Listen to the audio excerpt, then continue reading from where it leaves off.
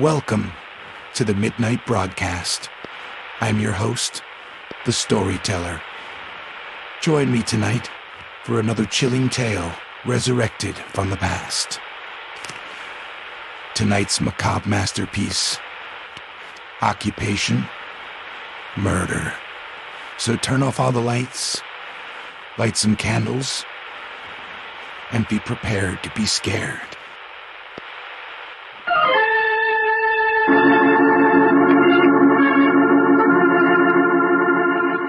Those of us who have never stepped upon the stage and delved into a world of fantasy might believe that to do so would bring to one's mind and experience all that could never quite be grasped in real life. The actors, how perfectly they move, what excitement they entail, how straight they follow the paths of their planned destiny. Out of the portrait of real existence into a world of fantasy and fiction. And the players? What of them when the play is done? When they leave the world of make-believe or cold reality? But wait. Gregory Townsend's story can tell you better than I how life itself can plunge a man into conflicts of reality far greater than all the infinite imagination of the stage.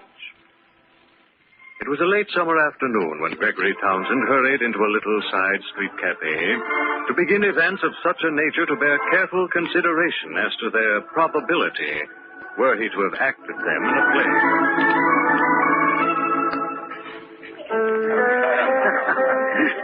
Say, Al Henley. Hi, Greg. I've got to see you right away. It's very important. Can't you see that I've got company? Oh, this, by the way, is Miss Valentine Simpkins. Oh, what a charming stage name. How do you do, my dear? I'm Gregory Townsend. I'm pleased to know you. And Valentine Simpkins is my real name. It's beautiful, honey. You're a natural for Broadway. Why, I wouldn't consider myself your press agent if you weren't. Oh, you're too kind to me, Mr. Henley. Wait, kid, I haven't even started. I hope you forgive me, Miss Simpkins, but I must have a word with Al. Oh, it's perfectly all right. I'll excuse myself. Oh, stick around, honey. This won't take long. It never does. This will, Henley. Well, Mr. Henley, give me a buzz if you get my name in the papers. It's a cinch, Valentine. I'll phone you tomorrow. That will be charming. Goodbye, Mr. Townsend. Goodbye. Long. Oh. Where did you discover that item of bric-a-brac, Al? I'm protecting her from the advances of a punk named Dave Anderson. Know him? He's a professional shyster. No, he's not a member of my club. Listen, Al, you've got to think of an idea that will put me on the front page. What's the rush? John Miller is casting his new play. I phoned him this morning asking for a chance at the lead. He said no, of course. No, not quite. He said he would have to have an actor with name value. That let you out, Greg. Well, I'm not so sure. Oh, if you can only get me some decent publicity for a change, something spectacular, I can land that part. Oh, it'll make me and you. I'll cut you in for a large percentage. Well, that's nice of you, considering the fact it says just that in our contract. Come on, Al, you think of something. Get me in the front pages. Well, there's always one sure story. Oh? What's that? Murder. Are you crazy? No, I've got an idea that will make you one of the most publicized guys in the country, practically overnight. You mean, commit murder? Yeah, guaranteed to work. Money refunded if you don't grab every front page. Gosh, for a minute I thought you really meant it, Al. Oh, come on, now, tell me what the idea really is. That's it. Homicide. You're going to commit murder, stand trial, and then be declared innocent. I know you can guarantee the first two items of procedure, but what about the acquittal? Well, it's all very simple, Gregory. You're going to murder yourself. What? Oh, is the thought so gruesome? I thought you'd be pleased. All right, Al. Sorry to have taken up your precious time. I'd better find myself another press agent. One without a sense of humor. Cool off, Greg. Have a chair and give me 5 minutes for a lucid explanation. Is this a gag? No, it's on the level. Listen and see how foolproof my idea is. First, what's your real name? Well, I don't use it anymore. Gregory Townsend is sufficient for your purposes. I have to know your real name. Now, what is it? Well, all right. It's Michael Armbruster. Fine. It'll fit perfectly. Now, here's my plan. You ought to rent a room under the name of Michael Armbruster. Yes? I want you to live there for 3 or 4 days. Mm-hmm. Change your face with makeup so that the landlady or the other roomers won't recognize you as Gregory Townsend. Then I want you to do this.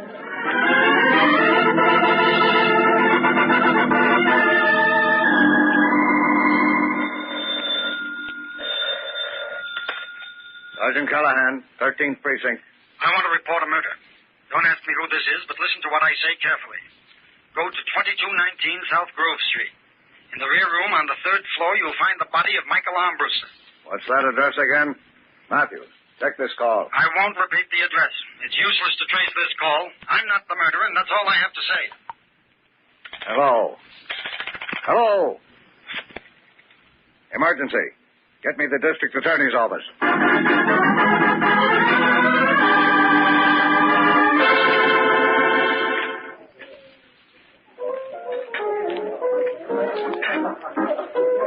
Hello, Greg. Mind if I sit down? No, help yourself, Al. Well, what do the papers say? Look for yourself, Greg. The front pages are full of it. Huh. Well, what's our next move? Just sit tight. I'm running the show and guarantee when the time is right, I'll tip off the cops and send them after Armbruster's murderer. I'm getting worried, Al. Maybe we shouldn't have done it. What if something goes wrong? Oh, relax, Greg. The whole thing's airtight. There's not a chance of a slip. How can a guy murder himself? Just look at this story. The police and District Attorney Ford remain baffled today as to the solution of the murder of Michael Armbruster. In response to an anonymous phone call, the police investigated Armbruster's room, but upon their arrival, it was discovered that the body had disappeared. Among the clues found were a blood-stained jacket, a wristwatch with the initials GT, and an unsigned letter to Armbruster threatening his life. There, Greg. What do you think of that? Gosh, it sounds too real. Naturally, that's the way I planned it. The police have got to think it's real, or we won't even get a line in the Pleasant Valley Gazette. Well, what's the matter? Worried about your watch? Yes, I didn't know about that letter. Oh, well, I forgot to tell you. I wrote it. What's in it? The usual kind of stuff. He did you wrong, so you were out to get him.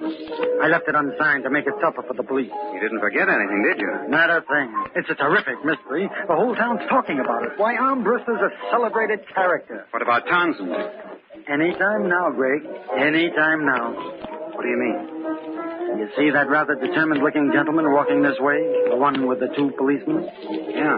Well, Greg, old pal, that is the district attorney. I'd better get out of here. Sit down. Don't act like a murderer. What should I say? The DA will let you know. I beg your pardon, gentlemen. Not at all. What can we do for you? My name is Ford, district attorney. How do you do? Hi. I'm looking for an actor by the name of Gregory Townsend. Friend of yours? Not exactly. Well, this is him. Are you Townsend? Why, yes. Yes, I am. Will you come with me, please? What's wrong? We'd like to question you about the murder of Michael Armbruster. Better go quietly, Greg. It'll be best. Shut up, you fool. All right, Sergeant, take him in tow. I think we've got our murderer. Come along, Townsend. Don't let go of me. I didn't do it. I tell you, I didn't do it.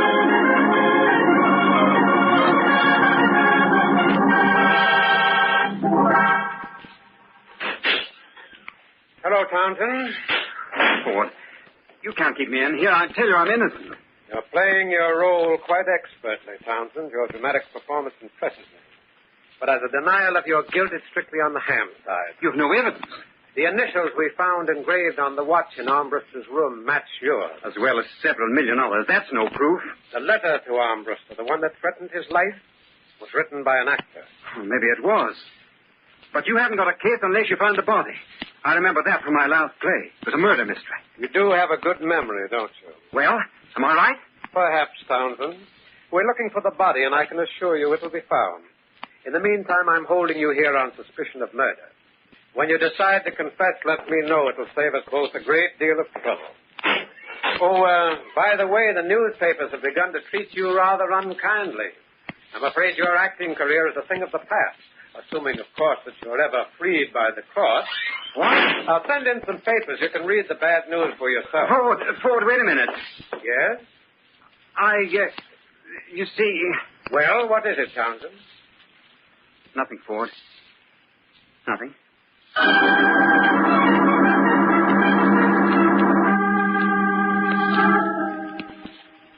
This isn't a bad setup, Greg.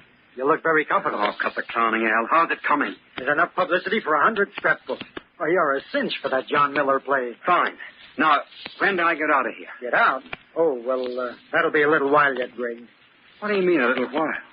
District attorney was just here, and he thinks I'm guilty. So what? You know you're not. There hasn't even been a murder. Oh, boy, will he do a slow burn when the story breaks in the paper. Ford also said the papers were beginning to pan me. Is that true? Well, a little, Greg. Some of the boys are knocking, but that's because it makes a better story. That's nothing to worry about. You've just got to hold on a little longer. But I am worried, Al. We're playing with something big. Now, look, Greg, I'm the idea boy. I got you into this, and I'll get you out. The net result of the whole thing is going to make you a famous guy. Why, you'll have every producer on Broadway eating out of your hand. Gosh, I don't know, Al. It's gone too far. Maybe we ought to show our hand. Who's been feeding you that dialogue, Greg? It's all wet. Now, you listen to me. We haven't hit the cream of the press notices yet. I've never made a dime out of you, but I've always thought you had talent. Keep your faith in my judgment, Greg. You won't be sorry. Oh, I know you're trying to sell me, Al, but I have a hunch it's down the river. And if my hunch gets too strong, Al, I'm going to talk to Ford.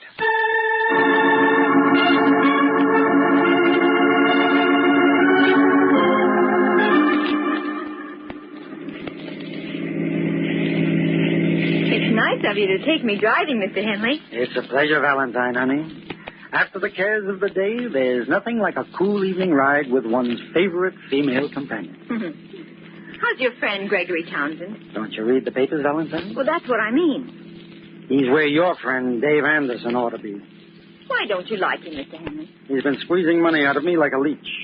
Do you owe it to him? Oh, not exactly, Valentine. Ever hear of blackmail? Oh, how exciting. Oh, yeah? Well, honey, right now I've got my mind on murder. Oh, Mr. Henley, you mustn't. Don't worry, Valentine.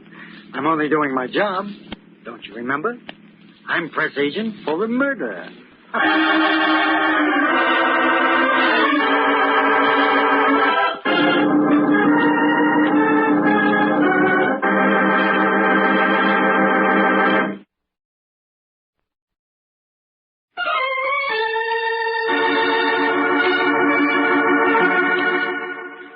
The spinning threads of the web in which Gregory Townsend found himself imprisoned were more unbelievable than any play in which he'd ever acted.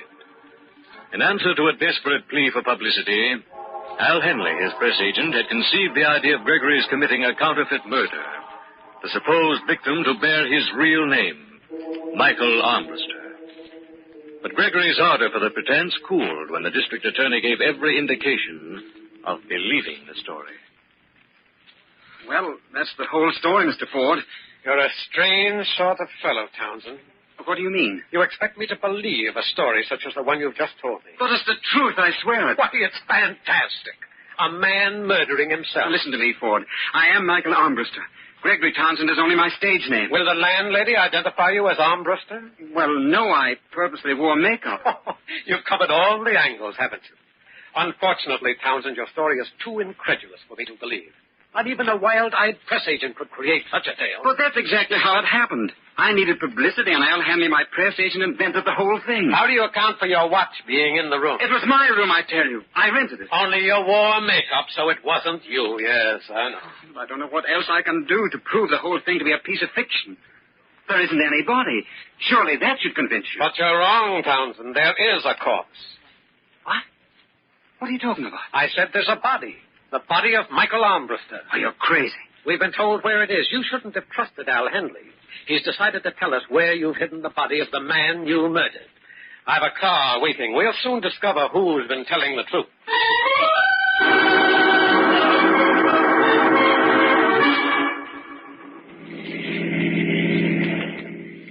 We should be there any minute. Where am I supposed to have hidden my victim? Behind a large outdoor advertising sign. Sounds like a nice quiet retreat for a dead man. That looks like the place up ahead. Well, there's a sign there at any rate.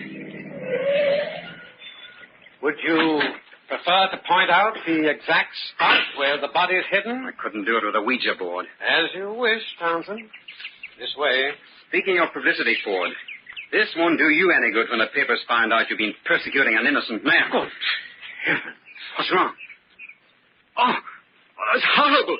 Well, there's your answer, Townsend. Will you confess now? No, I didn't do it. Look for yourself, Townsend. This body's been burned. The ebony ring on the finger with the initials M.A. I've never seen it before. This is the body of Michael Armbruster. I'm charging you with his murder, and so help me, I'm going to get a conviction.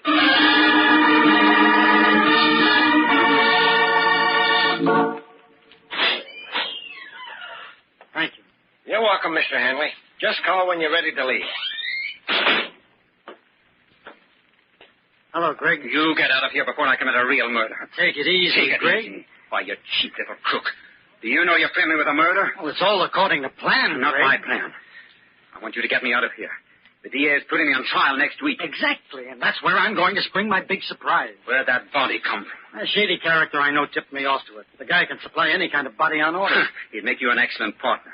But first, you've got to get me out of this. At the trial, Greg, at the trial. It'll be the biggest news story of the century. I can just see those headlines. I don't know why I should trust you. I have a feeling you've got something up your sleeve. Oh, relax, Greg. You've got a nice room here and 3 meals a day. That should be heaven to any actor. Believe me, you haven't a thing in the world to worry about.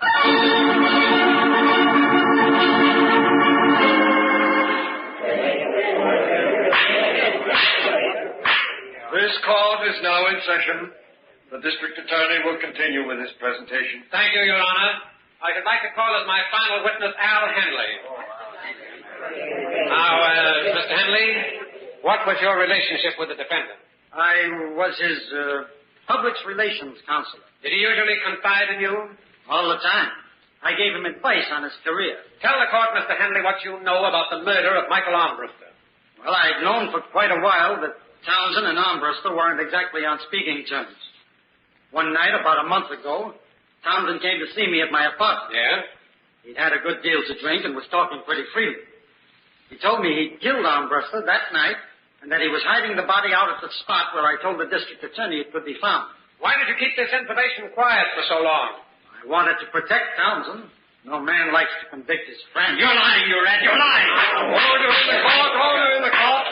The prisoner will remain silent. Stop, he's lying. I didn't kill anyone. I didn't kill anyone.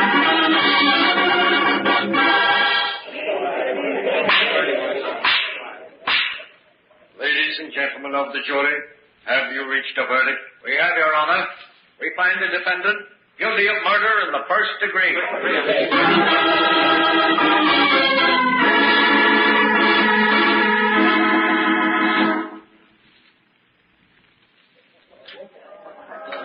Too bad about Gregory Townsend, Mr. Henry.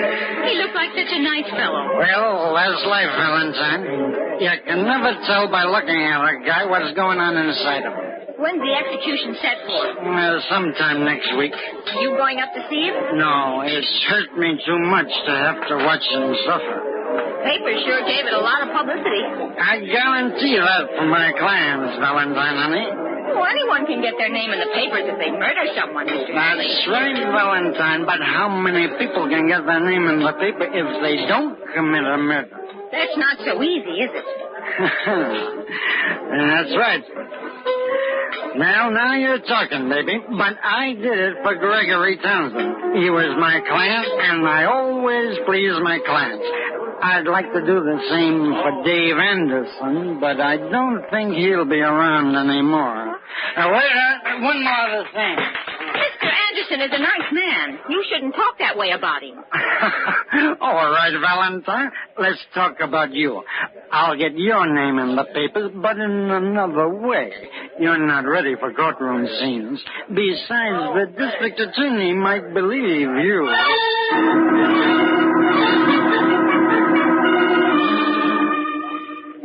It's nice of you to visit me, Valentine.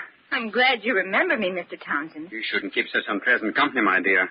You're liable to wind up playing the lead in a murder courtroom. That's funny. Mr. Henley said exactly the same thing to me yesterday. Well, you just be careful, Valentine. He's also liable to get your name in the papers, and that, I'm afraid, is a blood brother to the kiss of death. Well, that's another coincidence. Huh? What do you mean? Mr. Henley and I were discussing that yesterday also. How does it happen you decided to visit me? Mr. Henley said it would hurt him too much to see you. But I don't think that's the real reason. I think he feels bad because he's hiding something. What do you mean, Valentine?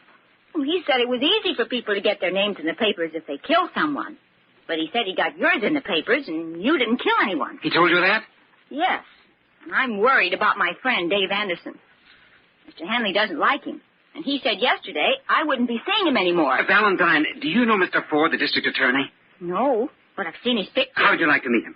Oh, now don't go to any Oh, trouble. it's no trouble at all, I assure you. It'll be a pleasure. Well, what should I say to him? Just smile and tell him exactly what Mr. Henley told you yesterday. You mean about how to get your name in the papers? Yes, that's it. Will you do that for me? Sure, why not? Valentine, honey, whether it's February or not, you're more than welcome.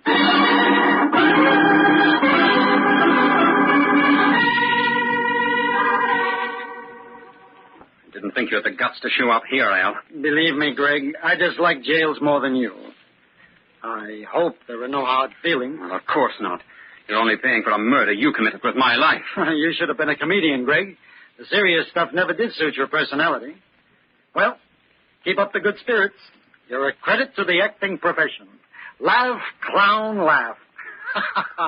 Or should I say, sucker?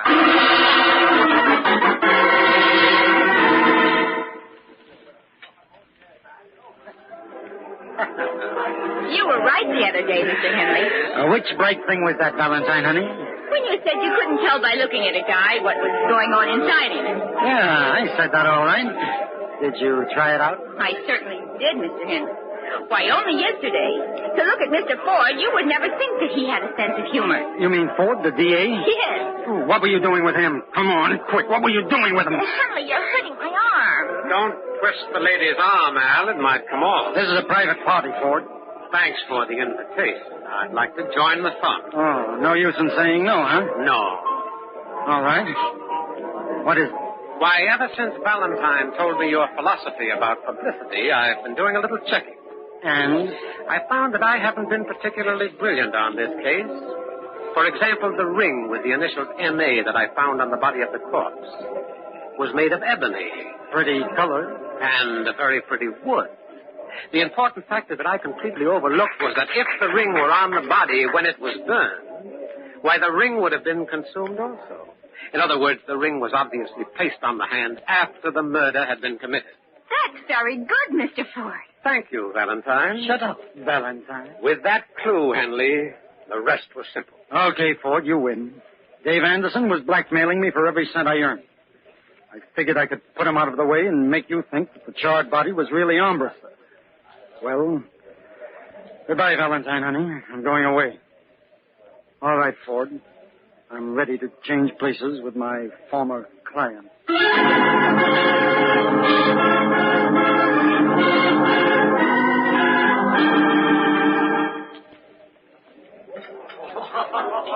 It was very nice of you to invite me here, Mr. Townsend. Well, I can't think of anyone else I'd rather celebrate with, Valentine. After all, you saved my life. Oh, it wasn't anything much.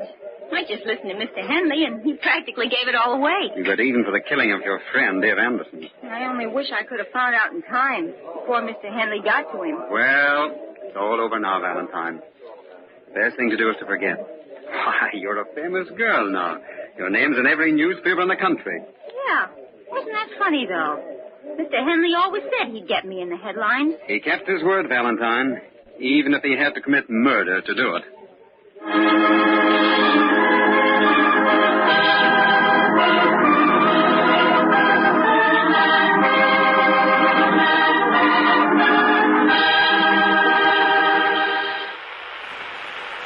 I hope you've enjoyed tonight's tale. Tune in again next week for another chilling classic tale on the Midnight Broadcast. Good night, sleep tight, and don't let the bed bugs eat you alive. Underneath the moonlit sky, where shadows dance and demons lie, the clock strikes 12, the hour is near. A tale of terror we bring right here. Nightmares arise as the radio crackles into the abyss, where darkness battles with each chilling tale, a shiver in your spine.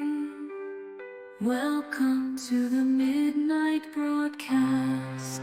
It's time. Echoes of the past, whispers in the wind, in every tale, a mystery to transcend. Ghosts and ghouls that come alive as the midnight hour they strike.